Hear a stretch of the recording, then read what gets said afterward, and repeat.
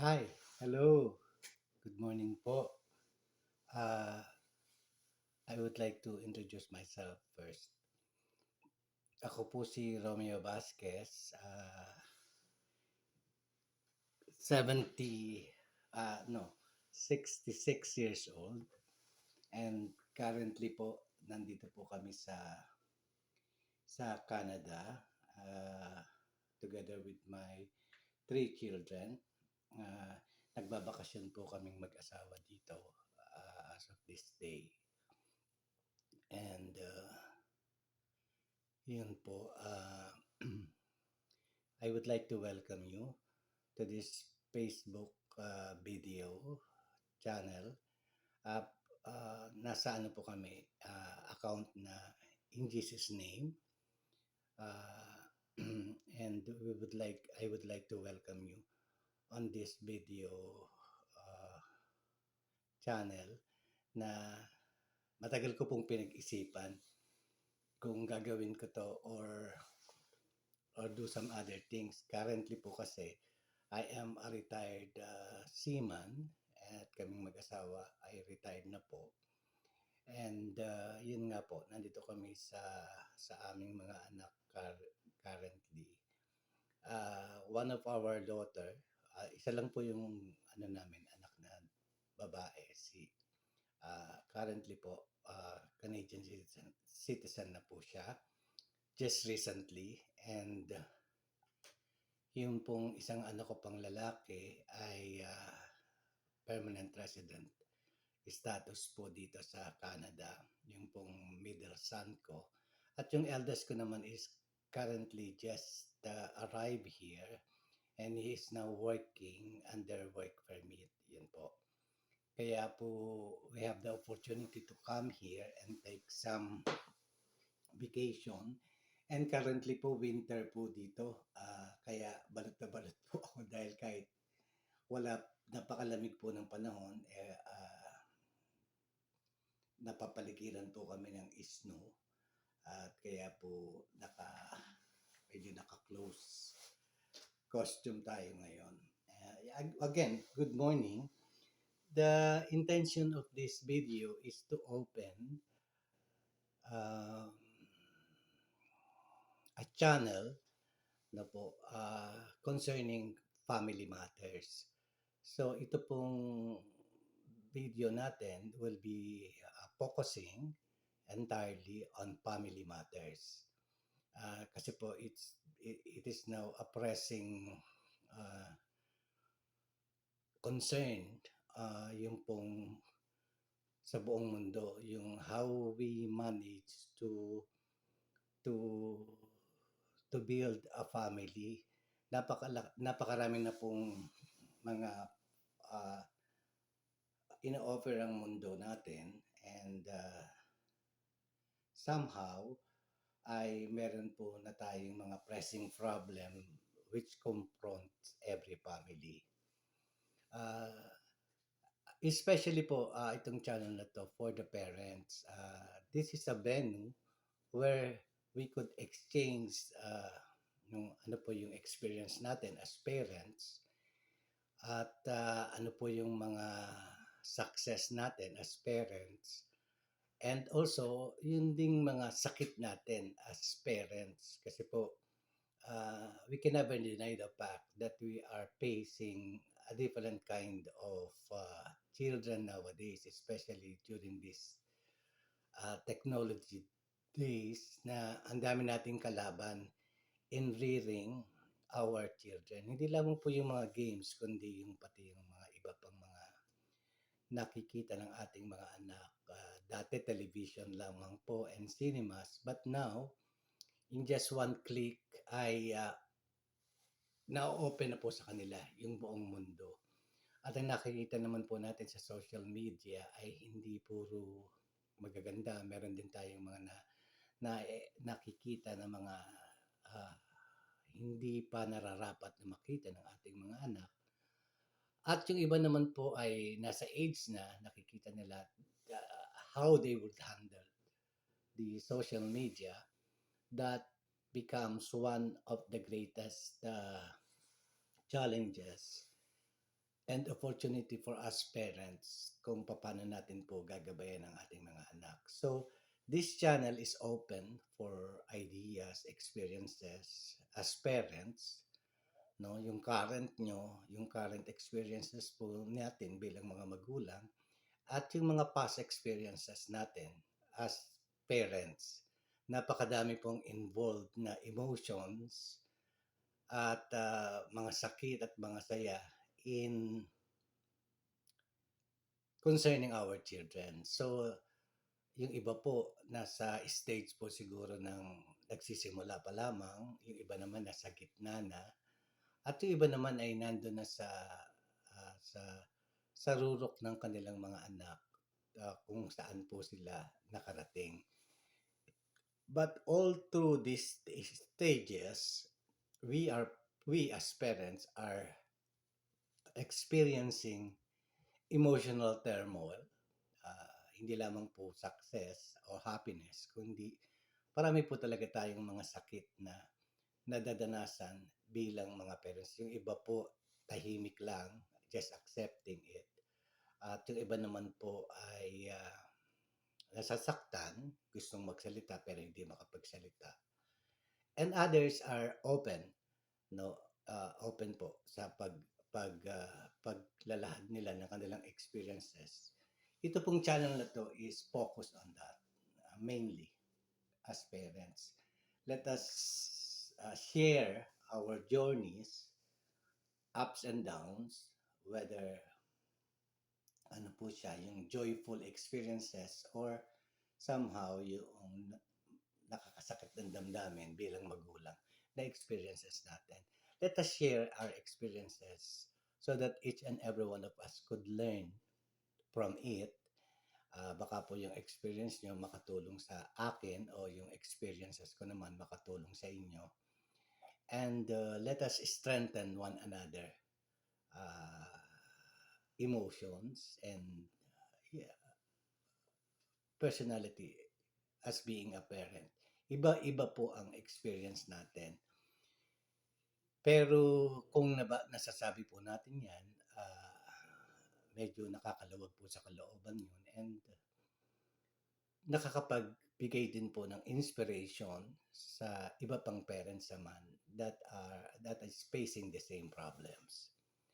And this channel is also not only for parents but also for the children, our children.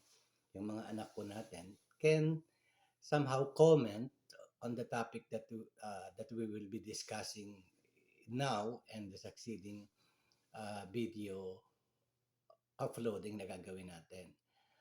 Of course, every relationship has a two-way po siya, no? Give and take po 'yan. So, hindi lamang naman po tayo ang magulang ang nagsasuffer.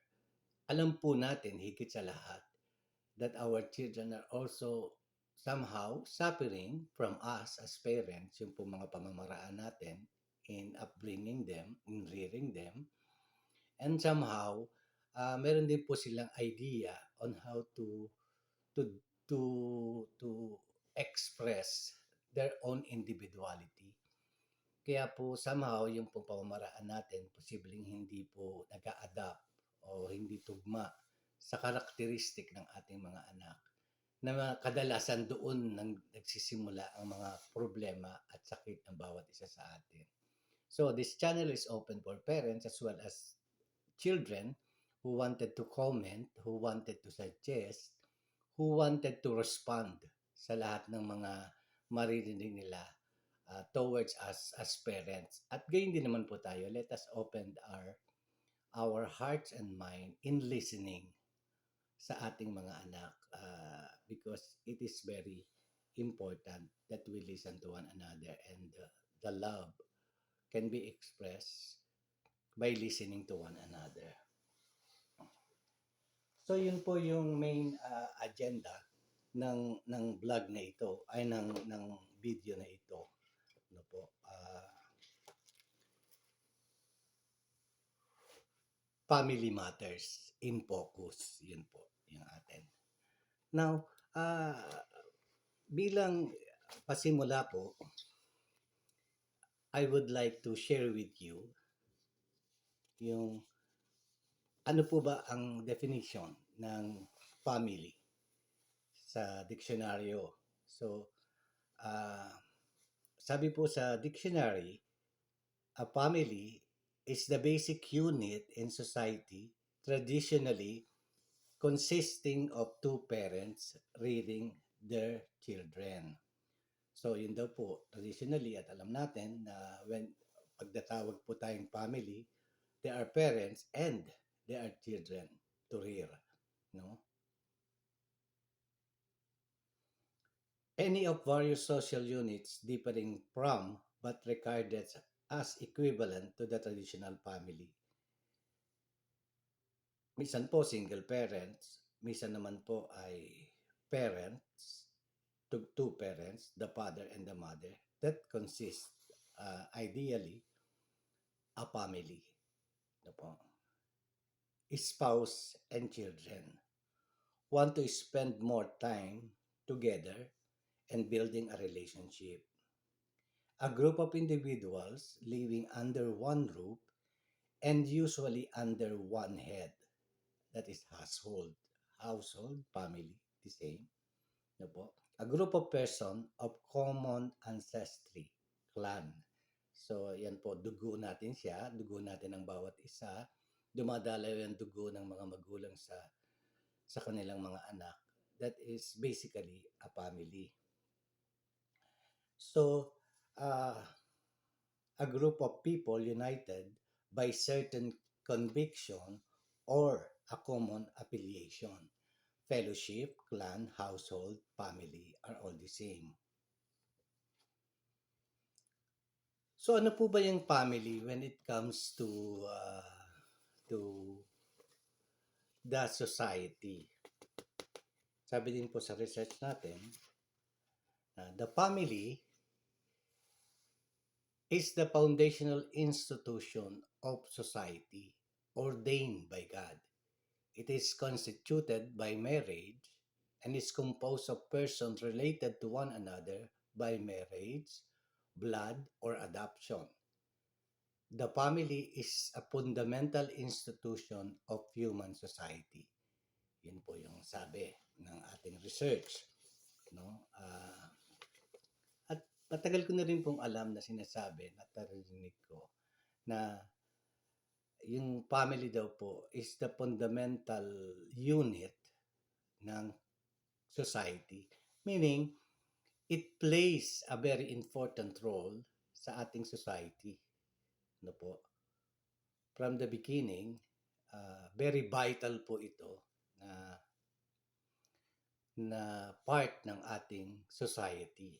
First, sa community where we belong, yun po yung unang exposure natin ng ating mga anak sa community where we live. Dito po yung unang exposure natin ng ating mga anak o tayo din bilang isang pamilya, the society, the community first. And then we go deeper, siya po yung basic unit of our society. So napaka-importante po, di po ba? Na parang merong role talaga yung family sa community first, second, sa society natin, and mainly sa ating country where we belong. Sa iba't iba pong tradisyon, iba't ibang pamamaraan, iba't ibang pag-uugali. Pero basically, yung pong a country or a nation is built of different families. Diyan po din ang gagaling sa mga pamilya na dyan. Una, yung ating pong mga leaders, mga barangay captains, barangay kagawad. Tapos po we go higher, no? Doon po sa ating local government. Diyan po nanggagaling din yung ating mga mayor, vice mayor, no, councilors, di po ba? At iba't iba pang mga kawani ng ating local government where we live, no? And we go higher again, sa pamilya din po nanggagaling ang isang presidente, vice-presidente, congressman, senator, attorneys, no? And doctors, no, a lot more. At yan din po, on the negative side of it, diyan din po nanggagaling yung mga problema ng ating society. Yung pong mga drug addicts, sexual offenders, ano po, at iba't iba pa. No?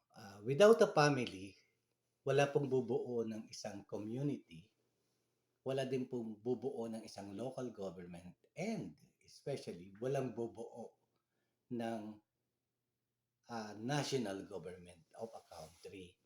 No po. So, kasama din po dito, wala ding problema sana ang ating mundo kung wala yung family. Pero hindi naman siya mag-i-exist kung wala din yung family. So, nagiging ill din ng society o ng isang nasyon ang membro ng isang pamilya. No po. Doon din po nanggagaling 'yon. Sa root of everything, yung pong family.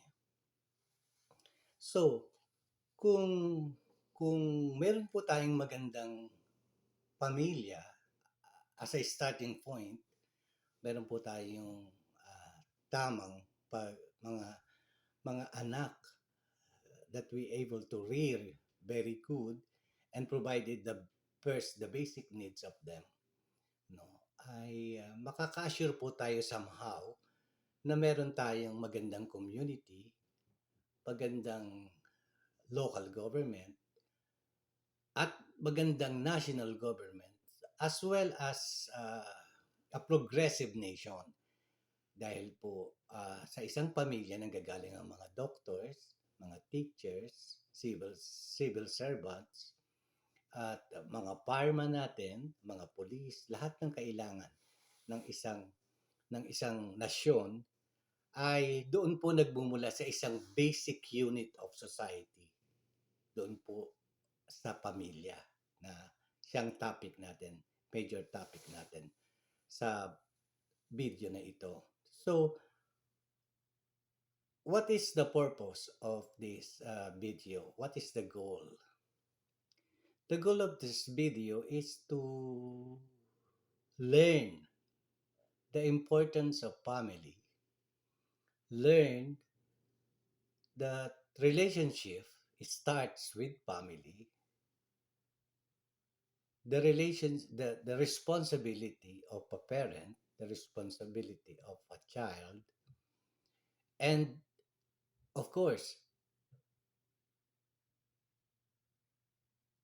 the common good of the entire family that would serve a community, that would serve a local government, a local government unit, and a national government unit as a whole. So, ang goal nito ay ma-repress tayo at ma-call ang ating attention, if I may say so, tayo, lalo na as parents, on establishing a stronger, meaningful na foundation as a family. At paano natin po magagawa yan? Ito nga po yung point ng video na to. So, first and foremost, let us find out, of course, kung tayo po ay parents, yun po yung pinag-uusapan natin, to become a strong family, siguro po napaka-importante na malaman natin yung God design for family. Medyo pasok po tayo sa konting spiritual na kaalaman on how God designed the family. According po sa research natin, sa biblical research natin,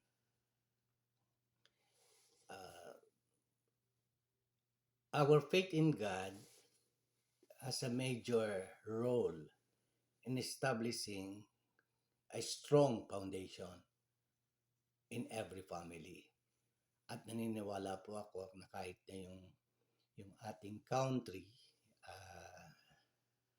ay nakadepende din po sa design ng ating Panginoon. Since lahat po ng meron tayo ngayon sa ating country like the Philippines or here in Canada or in other nations, naka-angkla po, naka-angkla po siya sa paniniwala how God designed a family. So everything that we do, we we we we draw our pattern on what God has to say about it. Now, let's talk about how God designed for the family. Sabi po ng biblical definition natin, the family is the foundational institution of society ordained by God. Ulitin ko po. The family is the foundational institution of society ordained by God. It is constituted by marriage and is composed of persons related to one another by marriage, blood, or adoption. Sabi po sa Genesis 2:20 to 25 and Genesis 4:1, ganun din po sa Exodus 20 verses 5 to 6, Joshua 7, chapter 7, 10, 15, 24 to 25, at 2 Kings 13, chapter 13, verse 23. The family is a fundamental institution of human society. Para pong napakahalaga po niya, di po ba? Is the fundamental institution of human society. Since we're talking about institution, bago po siya siguro maging institution, dapat very strong ang foundation niya. Sabi dito, fundamental institution. So yung isang society could only become strong, no, if we have a strong institutional and fundamental institution of human society. Dapat po matatag yung miyembro ng society na yon. And what comprises the member of a society? Tayo nga po, yung iba't ibang pamilya natin. So, yun po. The family is a fundamental institution of human society. Another definition, sa Genesis 2 pa rin tayo, verses 20 to 25. Tapos po sa verse 24 and ng Genesis rin. At sa Matthew 19 verse 1 to 12. A family is constituted by marriage. A marriage is ordained by God. A marriage must be between one man and one woman. Marriage is characterized by leaving the authority structure of one's parent and joining together to form a new authority structure. So, nagsimula po yung family sa marriage according to the Bible. It was not just a tradition, but it is a command by the Lord na yung pong man and woman ay mapapag-isa lamang sa pamamagitan ng marriage. And through that marriage, dun po lalabas yung ating mga anak. At yung pong tinatawag na pamilya ay mag-i-start siyang mag-evolve. At sa pamamagitan ng evolvement na yan ng asawa at ng mag-asawa, they will have children and they now become one. At sila po ay of course they will going to exercise the sanctity of marriage through sex, di po ba? And it will produce a God-given children which is the crown of our life in the future. So sabi po dito, a marriage must be between one man and one woman. Isa lamang po ang sinabi. Tapos po, pag nag-asawa na po, either lalaki o babae, hihiwalay po sila doon sa mga parents sila and nawawala po sila sa authority ng kanilang mga magulang. And mag-aasawa po sila, no po, and they will start their own family. They are now constituting another new authority structure of marriage. So, yun po. No? Sabi po dito, marriage is a picture of the relationship of Christ to the church. According po yan sa Ephesians 5:20 to 20, 20 to 32. At sinabi din po sa Proverbs 2:17, Malakay 2:14, marriage is a covenant before God between man and a woman. A covenant by God. Sabi din po, what God puts together, let no man put asunder. Yan po.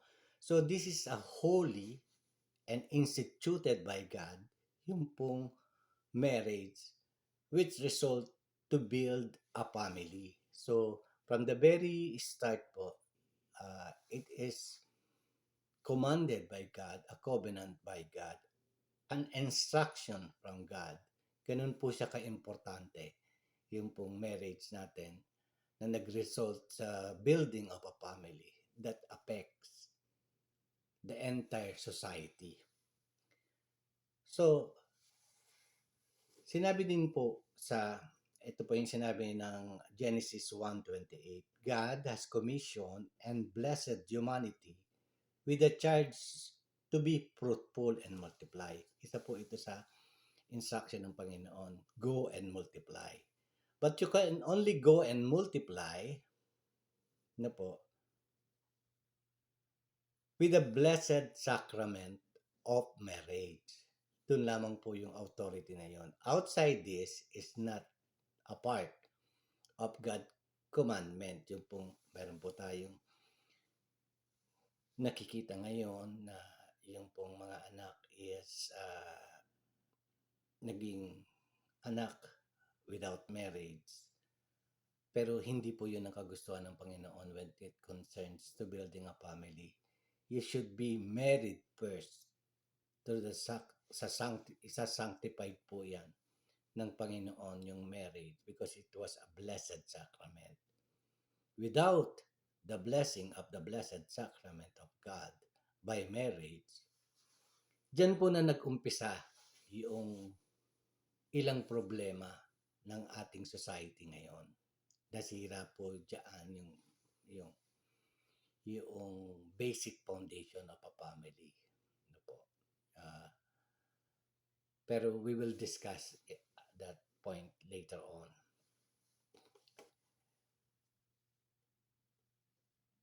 Sabi po ng Diyos dito sa Genesis 1:28, be fruitful and multiply. So diyan po lumabas yung ating mga anak. Sabi din po, God has ordained the children to be brought into the world only through the procreative activity of husband and wife and only to married parents. Yan po yung sinasabi ko kanina. Ulitin ko po. God has ordained the children be brought into the world only through the proactive activity of husband and wife and only to married parents. Sabi din po sa Genesis 1:28, 1 Timothy 2:15, the ordinary privilege and responsibility of married people is to have and rear children. So, yan po. And sinabi din po sa Ephesians 6:4, the special privilege and responsibility of Christian parents is to bring them up in the discipline and instruction of the Lord, that they may come to know Christ. So ito po yung isa sa major na responsibilities natin na nasasaad sa Biblia. Ang sabi po, ulitin ko po, the special privilege and responsibility of Christian parents is to bring them up in the discipline. So yun po, una, discipline and instruction of the Lord. So yun po yung first responsibility natin as parents. That we must be able to bring our children and to let them know the discipline and instruction of the Lord for their lives. Meaning, they have to know Christ. They have to know Christ. To have a better and strong foundation, yung ating mga anak, ang first responsibility po natin bilang parents is to rear them with discipline and instruction of the Lord for them to know what God has in store for them. The wisdom and the knowledge that comes from the Lord and what is the plan of the Lord for our children. That can only be known to our children through us as parents. So yun po yung main responsibility natin sa ating mga anak. Parents have the primary responsibility and God-given authority to teach their children. So yun po. No? Parents are responsible for their children's general education. We have to give them better education. Parents are responsible for their children's spiritual and theological education. Sabi po yan sa Deuteronomy 6, verses 6 to 9, and Proverbs 1 to 7. So, basically po, yung po mga tinura natin is the God plan and design for a family. So, medyo kumpleto po siya, no? Kumpleto po siya. Kung titignan natin at kung we will be aware of God's design to our to our children, it is our main responsibility, unang-una as parents, to teach them of the instruction and discipline of the Lord. In short po, we have to bring them to Christ, for them to know Christ, for them to accept Christ, upang magkaroon sila ng stable, strong foundation while growing. Hindi po lamang upang bigyan sila ng lahat ng kanilang gusto, no? Bigay lahat yung mga some minor needs ng mga kabataan, especially nowadays. Ang isip po natin kasi as parents is to give everything to our children. Minsan po yung binibigay natin ay siya din pong nagiging kalaban natin as parents. Pero sa atin po nagsimula yun. Kumbaga, yung ating po mga anak somehow, sometimes, nagre-react lang sila on how we brought them or how we rear them. Kung paano yung pamamaraan ng pagpapalaki natin sa kanila. Somehow, yun ang pumapasok sa kanila at pumapasok sa sistema nila. At dun sila na-define na parang tama yung lahat ng mga bagay na natutunan nila on the early stage of their lives through us. At wala naman pong ibang magtuturo sa ating mga anak, unang-una, kundi tayong mga magulang. Yun po. So, dapat po, ang sinasabi ng Bible, ang design po ng Panginoon sa ating mga bilang isang pamilya is to bring our children first and foremost discipline, instruction, and to know the Lord.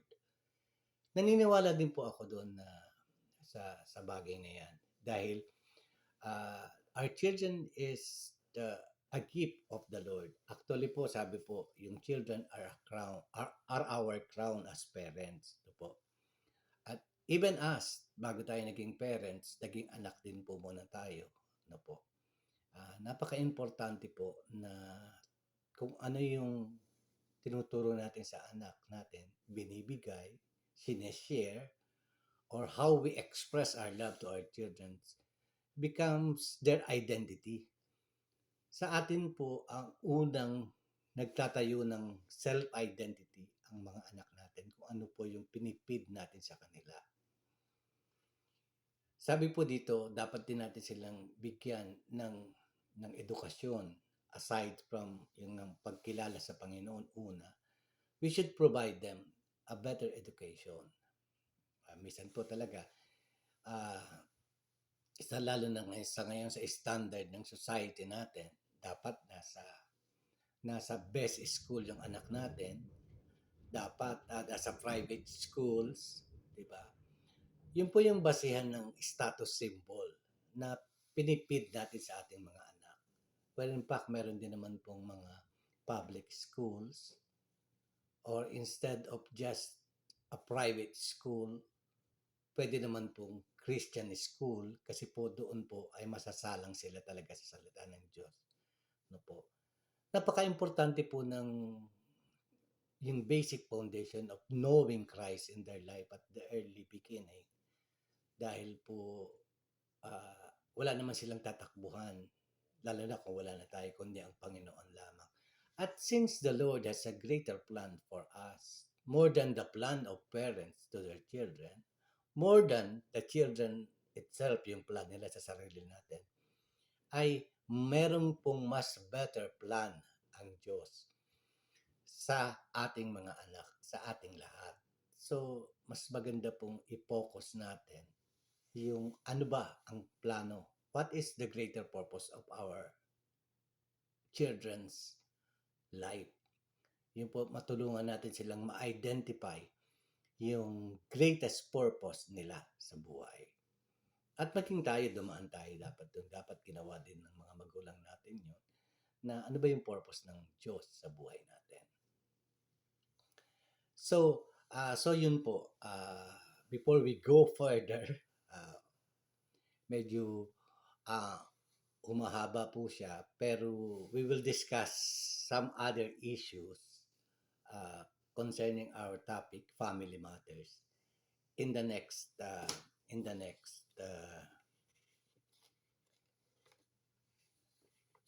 videos.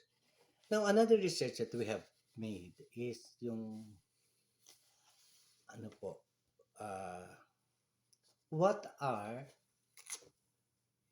the common problem of the family facing nowadays in our world that we have right now. Ang dami pong kalaban ng pamilya, ano po, upang maka-establish tayo ng isang, kung paano natin isasagawa yung God design for a family and how to be able to to have a strong family. Ano po? Of course, yung parenting po doesn't have a one equation on how to establish a strong family. Parenting po ay iba-ibang style, iba-ibang pamamaraan. We cannot speak of one particular effective way how to bring our family strong or our children to be strong. Di po ba? Iba-iba po ang pamamaraan. We cannot single or pinpoint a single way on how to establish a strong family foundation.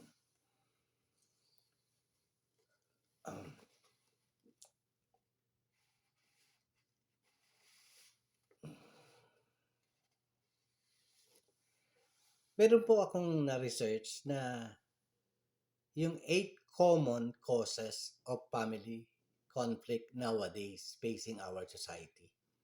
Ano po yung, meron po ako na-research na although napakarami po nito, pero I just pick up ito pong 8 na ito. 8 common causes of family conflict. Sabi po dito sa research natin, if you recognize that your family is experiencing conflict, identifying the root cause can be the next step towards managing it. Although many people are already aware of what's causing the core conflict within their family, it can be helpful to see some of the most common ones listed out, both to provide insight how multiple issues can overlap and interact, and to take comfort in knowing that you're not alone in your experiences of family problems. Yun po, sabi dito. Napakaraming factors, napakaraming areas, no, na problema ang kinakaharap ng majority or shall we say all. Wala sigurong pamilya na hindi nakaka-experience in confronting a problem that could destroy the basic foundation of a strong family. Ano po? Napakarami po talagang ino-offer o ginagawa na mga problema ngayon that even if even we don't like it, it affects us. Di po? No? Yun po, mga common problem po. Ang number one po dito sa 8 common causes of family conflict, number one po, parental relationship problems. Ito po yung una. Totoo po ito. Totoo po itong nangyayari. Alam ko na aaminin niyo din po ito. Parental relationship problems. At kami din po, hindi po kami exempted sa point na ito.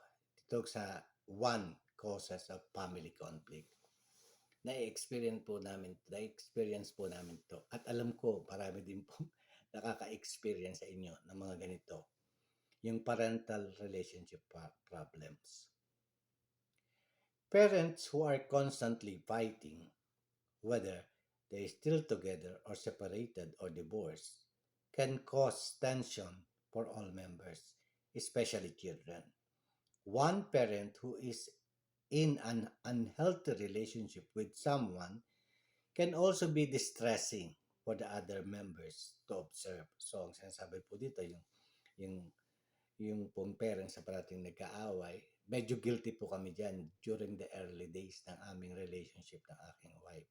With so many pressing demands ng mga panahon ng early marriage namin ng aking asawa, ay talaga pong marami kaming conflict na pinagdaanan. Marami kaming mga challenges and opportunities na pinagdaanan na talagang hindi po kami nakaligtas dito yun sa constantly fighting. Ano po. Sabihin ko, later ko na po sabihin sa inyo yung mga bagay-bagay na ito. And this caused a problem to our children. Totoo po ito. Nagkakaroon ito ng traumatic experience sa ating mga anak na if they were not able to understand it very well, baka po maka-apekto sa paglaki nila and even to the point ng pag nagtatayo na po sila ng sarili nilang pamilya. So number one is parental relationship problems. Number two, financial concerns. Totoo po ito. I know everybody will agree with this. Maliban na lang doon sa talagang mayayaman na mga tao na hindi dumaan sa ganitong mga pagsubok. Pero mostly, common po itong bagay na to sa isang pamilya. Many families face serious challenges in meeting the basic needs of all members, whether it be because of systematic issues, job loss, inability to work, uncontrolled spending, gambling problems, or other reasons. Stress and conflict related to money and bills is common. Totoo po yan. Again, this is also truth, reality sa aming din mag-asawa. Ng early part ng pagsasama namin. And even up to now, it becomes a concern, no po. It becomes a challenge. It becomes an opportunity, di po ba, na patuloy natin kinakaharap. Like din po dito sa Canada, kala po ng madami pagka nasa Canada ka na, wala nang problema when it comes to finances. Actually, ganun pa din po siya. Ganun pa rin po siya. Marami pa rin kinakaharap. Even yung mga anak namin, maraming kinaharap na financial challenges dito sa Saudi Arabia, dito po sa Philippines, ay sa Canada where they were living right now. No po. And they are still in the process of managing and developing the financial aspect of their own lives. No po. Totoo po ito. Number one, parental relationship. Number two, financial concerns. Number three, health conditions. Ayan. Number three po yun. When one or more family members is experiencing a health challenge, from a chronic physical condition to a mental illness to a disability, it can affect the other parts of the family. Stress and worry, as well as providing care and paying medical bills, can sometimes result in tension and other family issues.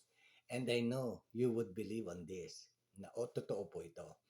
Kaya po, ah, isa sa mga parati naming dito, sinisigaw, yung shoutout namin dito, bawal talaga magkasakit. Bawal magkasakit. Pero even if na ganun, still, may dumarating pa rin ang panahon na na na itong health issues ay nagiging problem. Lalo na po ngayon, marami pong hindi nakakapansin at marami po tayong nababalita, nababasa sa news na uso po ngayon yung mental problems na hindi natin alam, yung pong anak pala natin ay may mga mental illnesses na minsan uso rin po ngayon yung nagpapakamatay dahil because of they cannot cope up with their distress, yung pong kanilang stress, ano po, yung pong kanilang how they will handle themselves facing problems, yung iba't ibang problema. Mas malaki din po ang challenges ng ating mga kabataan sa ngayon. At nauuso nga po itong mga mental illnesses na to. Na totoo naman po na minsan hindi tayo handa sa mga aksidente. Sino naman po ba yung maghahanda for the accident to come? Di po ba ayaw po natin mangyari yun? Pero somehow, sometimes, even ayaw natin, nangyayari siya. Bigla na lang tayo magkakaroon ng health issues, no?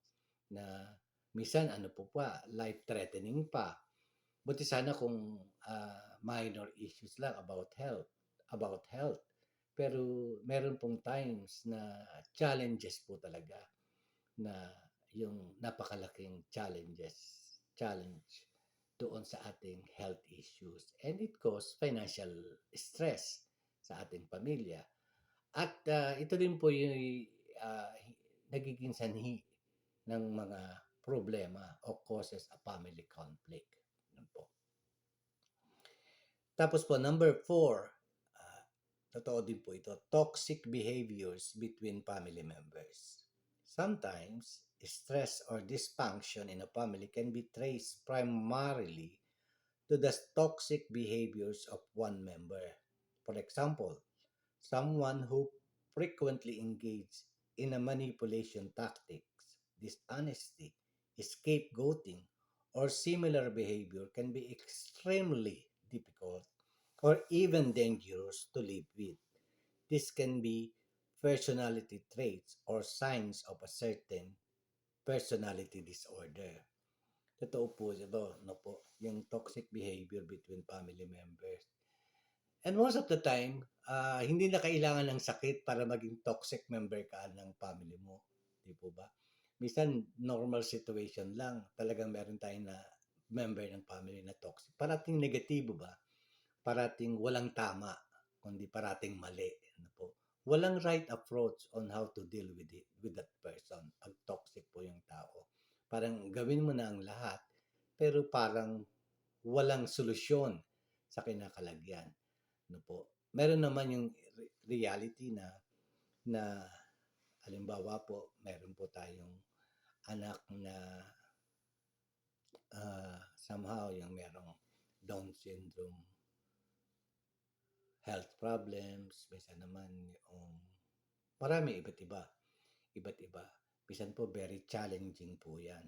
At lalo na it requires more patience, more faith, no? Minsan kahit may pera ka, wala kang magawa dahil doon sa mga common na sicknesses ngayon na pag pinanganak natin yung ating anak ay meron siyang sinatawag nga daw po ng hereditary dysfunction. Like nga po yung mga Down syndrome. Knowing the fact na they need a lifetime care. So nag-iisip na po tayo kung paano siya pagtanda, kung paano siya kung mag-aaral, paano siya pagdating ng panahon na nag-iisa na lang siya. So parang napakalaki pong issue yan, napakabigat po sa isang pamilya. Ang number 5 po is unaddressed trauma related to family issues.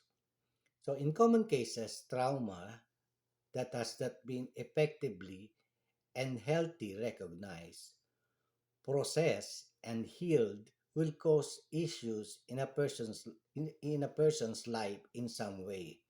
A family unit that experiences trauma together, such as war, a natural disaster, or the sudden death of a loved one, or vicariously through one member, may experience conflict that arises as a result of this unaddressed pain. This can be especially true to various forms of intergenerational trauma. Ayun po, minsan daw po yung mga trauma that was never been addressed, no? At naiwan sa isang sa at naiwan sa halimbawa po sa ating mga anak or even to the husband and wife, there are issues na basta na lang pinapalagpas without being talked about, without being healed or explained. Ganun din po sa mga anak natin, may mga trauma sila na na-experience tapos parang lumipas na lang ang panahon. Without touching the issue, iniiwasan yung issues, mga ganung mga bagay. That could be a cause of a trauma. That could be a cause of a trauma that somehow later on magmamanifest ulit siya kasi hindi siya na-healed noong una pa man. So, may mga ganyang mga bagay talaga po na minsan maririnig po na lang, lumang issue na, yung pala hindi pa na-resolve kasi hindi pa napag-usapan before. At tapos, after 20 years, biglang lalabas. Di po ba? Yan yung mga trauma related to family issues. Marami pong mga ganyang mga bagay sa pagsasama ng mag-asawa, no? That affects the children. Somehow, pagka laki nila, lumalabas po yung yung effect ng mga trauma na yun in the way of their facing their kind of life. Ano po, lumalabas sa personalidad nila yun. So, dapat po, whatever the issues are should be properly addressed as soon as possible. Ano po? At kung kailangan ng ng uh, ng professional help to address the issues, dapat po natin i-resolve agad yung mga bagay na yun. Or, dapat po na natin pag-usapan agad yung mga trauma na nangyayari, yung mga siguro, the trauma can result from a very malaking issues na pinalakpas lamang. No po. Dapat po, whether small or big issues, we should address it right away. Pag-usapan na agad ng pamilya. Para po, minsan po sabi dito, intergenerational trauma, minsan nagpalipat-lipat siya.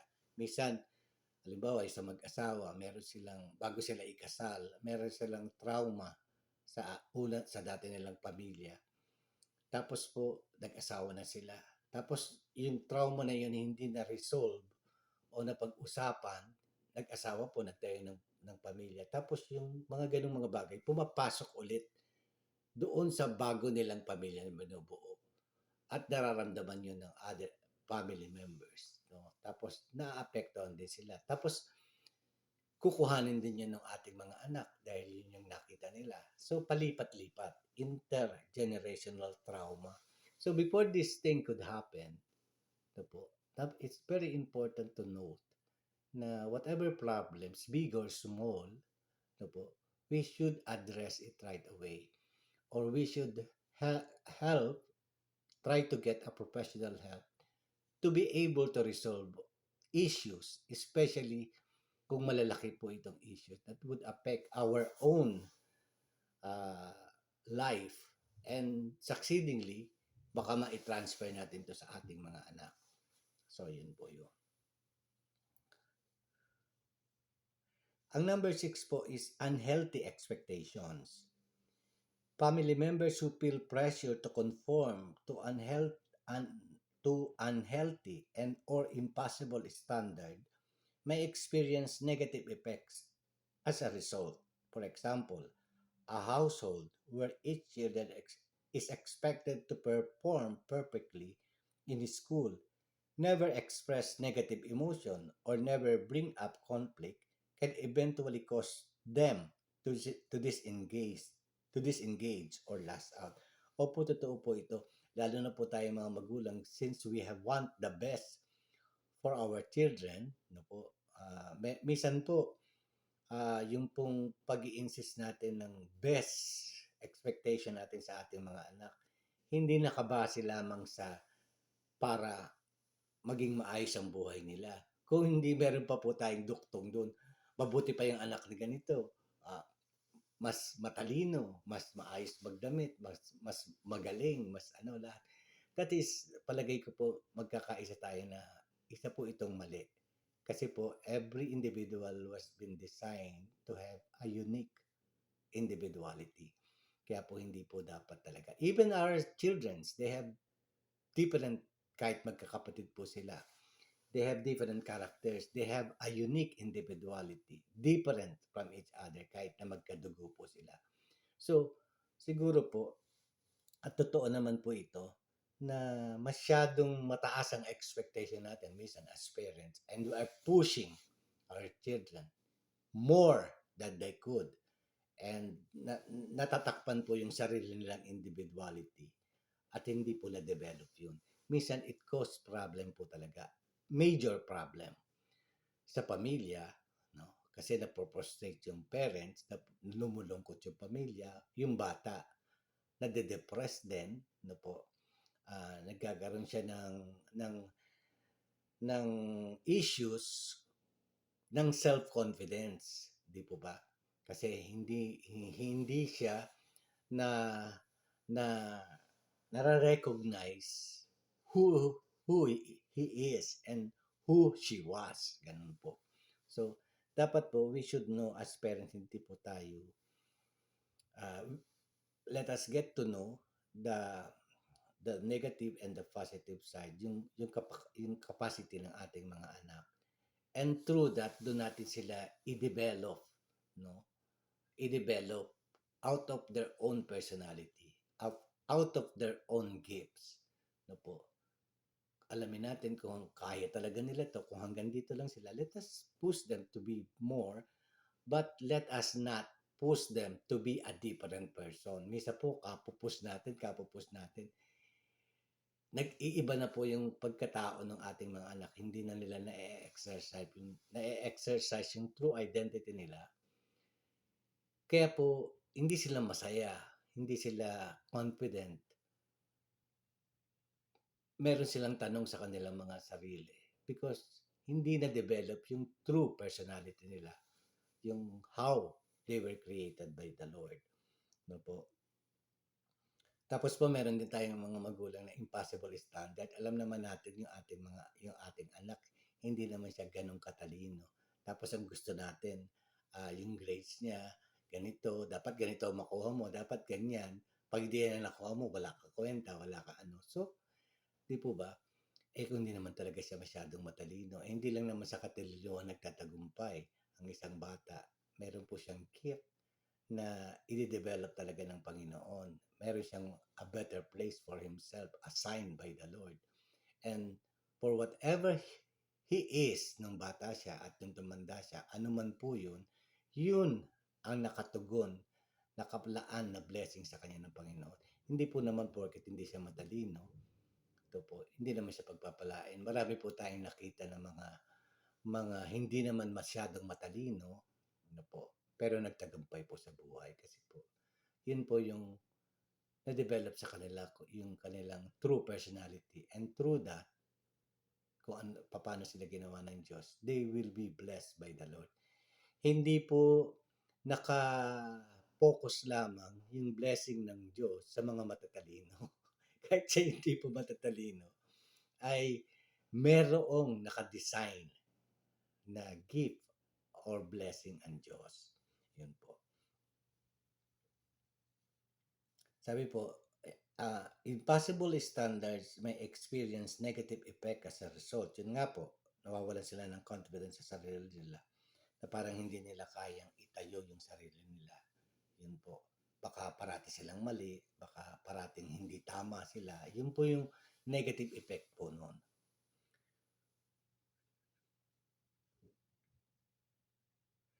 At saka po yung never expresses negative emotion. Minsan po, lahat naman po tayo, gusto natin, yung parents gusto, kailangan matatag ka, matigas ka, ganito ka, hindi ka luluhod sa iba, hindi ka papayag na gawin to sa'yo, ganyan. Eh, hindi naman din po pare-pareho yung strength, emotional strength ng ating mga anak. May mga tao talaga na maramdamin, may mga tao talaga na madaling ma-open, di ba? Kasi ganun sila. But it doesn't mean na bad sila o hindi sila magaling. But somehow, it is, that is who they are, no? Pero hindi naman po ibig sabihin na mababang klase sila ng individual. So, yun po, kailangan, yung unhealthy expectation po resulted to a conflict in a family. Totoo po yan. Aminin po natin yan na totoo to. Number 7, too much or too little time together. Families that have to live in close quarters and spend most of or all of their time together are liable to face conflict, as many learned during the COVID-19 lockdown. On the other hand, families that are so busy or live so far apart that they rarely get to spend quality time together could also end up experiencing conflicts. Totoo po to.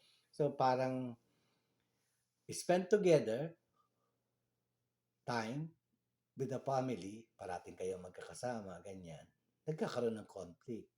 Pagkatapos, on the other hand naman, pag hindi naman po tayo masyado nagkikita at magkahiwalay, nagre-result to another, to a conflict also, which is we had experience actually po. Nung na-experience po namin yan sa aming mga anak. Ano po, and I believe na kayo din po. Pagka minsan-minsan naman parati kayo nagkikita, nagkakaroon ng konting kilos lang, parang may kahulugan, parang nagkakaroon ng negative effect yung constant togetherness ninyo. Pero meron ding problema na pagka hindi kayo madalas nagkikita, ay nagkikreate din siya ng problema because you were not able to spend together in time. Siguro po, ang tamang salita dito, balance it. Balance.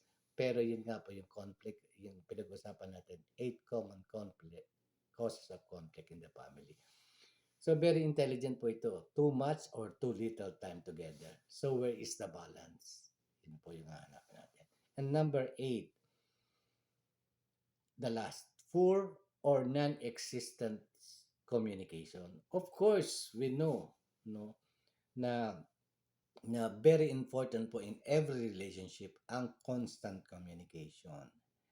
No po. At healthy, honest, frequent communication is widely considered to be the foundation of healthy relationship of all types. Families without it are likely to experience recurrent conflicts and issues that arise may not be properly addressed, and members may not feel heard.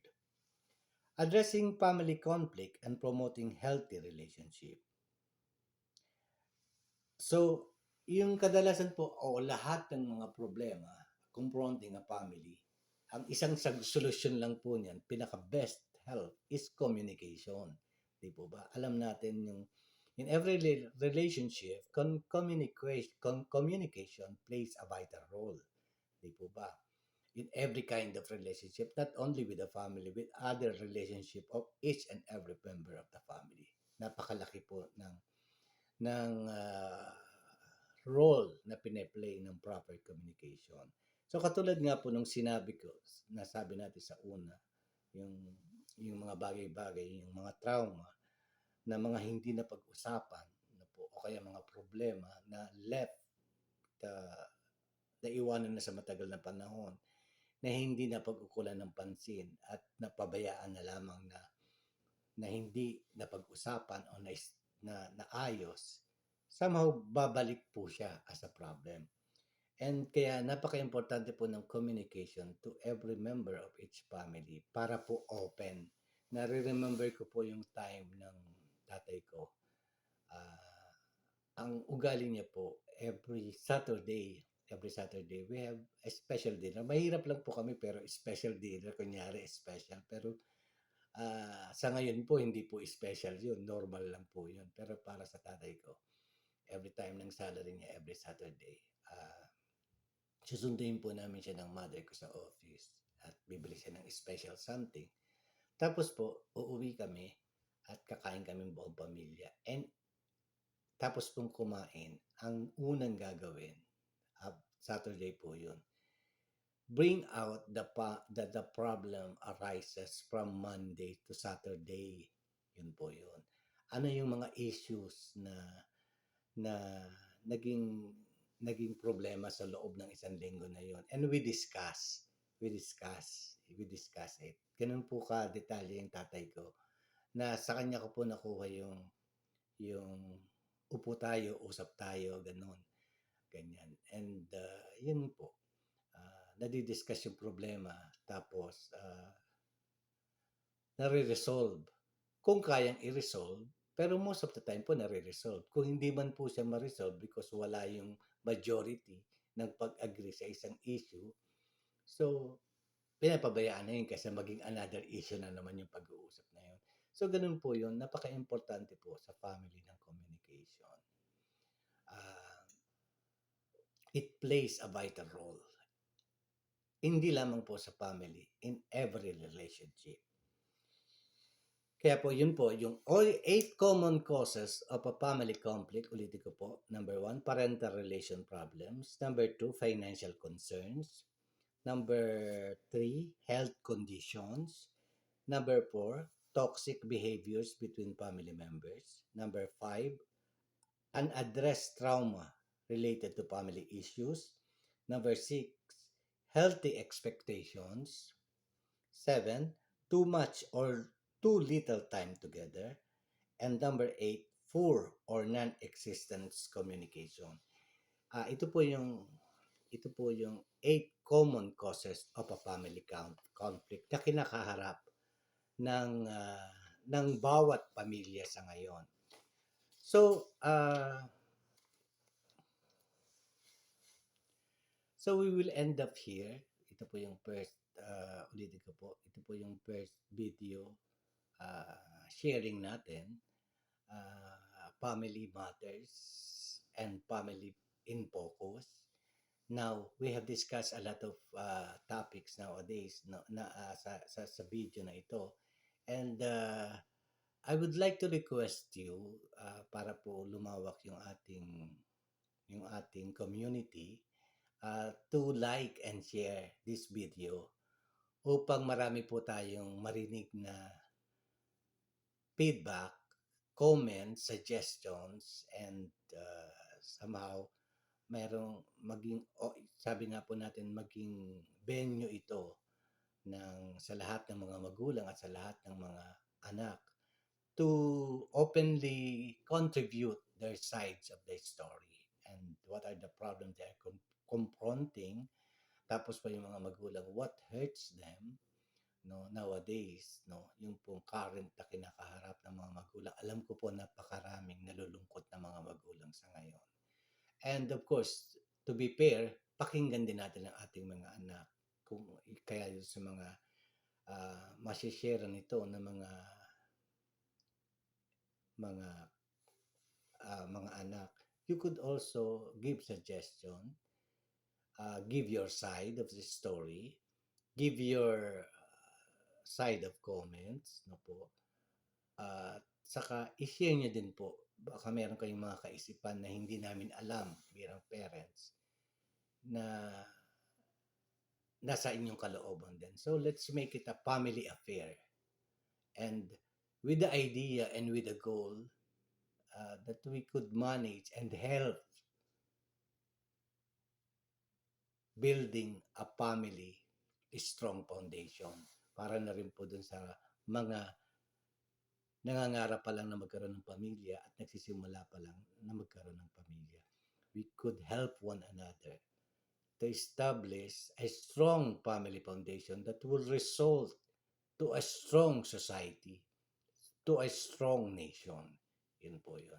At nakalimutan ko pa, siguro pwede ko ilagay din po sa number 9 that causes family conflict, yung modern technology sa ngayon. Isa rin po yan sa mga kinakaharap na, talaga pong kinakaharap natin ngayon, yung modern technology. Yung cellphones po natin, yung iba't ibang klaseng social media na somehow it helps at a lot, but somehow it destroy our children a lot also. Yun po. So, let us discuss this as we go along. Hindi ko po alam kung kailan yung susunod na upload natin ng video. Pero ulitin ko po, please share and like this video to reach other, and we could have a big community sharing our thoughts, our emotions, and our answers to different problems facing our family today. Once again, this is Romeo Vasquez. Maraming salamat for spending your time with us, with me. And I hope that you get a lot of insight sa ating first video. This is in Jesus' name, Family Matters, Family in Focus. And we say, God bless you all. Thank you so much.